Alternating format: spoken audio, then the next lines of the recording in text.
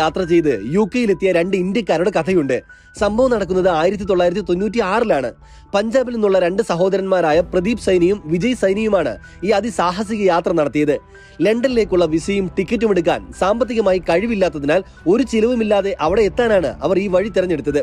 ഡൽഹി എയർപോർട്ടിൽ നിന്നും ബ്രിട്ടീഷ് എയർവേസിന്റെ വിമാനം ടേക്ക് ഓഫ് ചെയ്ത് കുറച്ച് സമയങ്ങൾക്കകം തന്നെ ലാൻഡിംഗ് ഗിയർ കമ്പാർട്ട്മെന്റിലെ ശക്തമായ സമ്മർദ്ദം താങ്ങാനാവാതെ പ്രദീപ് സൈനിക്ക് ജീവൻ നഷ്ടപ്പെടുകയായിരുന്നു. 30,000 അടി ഉയരത്തിൽ -60 തണുപ്പിൽ 12 മണിക്കൂർ യാത്ര ചെയ്ത് ലണ്ടനിലെ ഹീത്രോ എയർപോർട്ടിൽ ഇറങ്ങുമ്പോൾ വിമാനത്തിൽ നിന്നും അദ്ദേഹത്തിന്റെ മൃതശരീരം താഴെ വീഴുകയായിരുന്നു. പക്ഷേ ഇദ്ദേഹത്തിന്റെ സഹോദരനായ വിജയ് സൈനി അത്ഭുതകരമായി രക്ഷപ്പെടുകയും ചെയ്തു. ലണ്ടനിലെത്തിയ ശേഷം വർഷങ്ങൾ നീണ്ട നിയമയുദ്ധത്തിനൊടുവിൽ ഇദ്ദേഹം പിന്നീട് UK-യിൽ സ്ഥിരതാമസമാക്കുകയും അതേ ഹീത്രോ വിമാനത്താവളത്തിൽ ജോലി ചെയ്തിരുന്നു എന്നുമാണ് വാർത്തകൾ.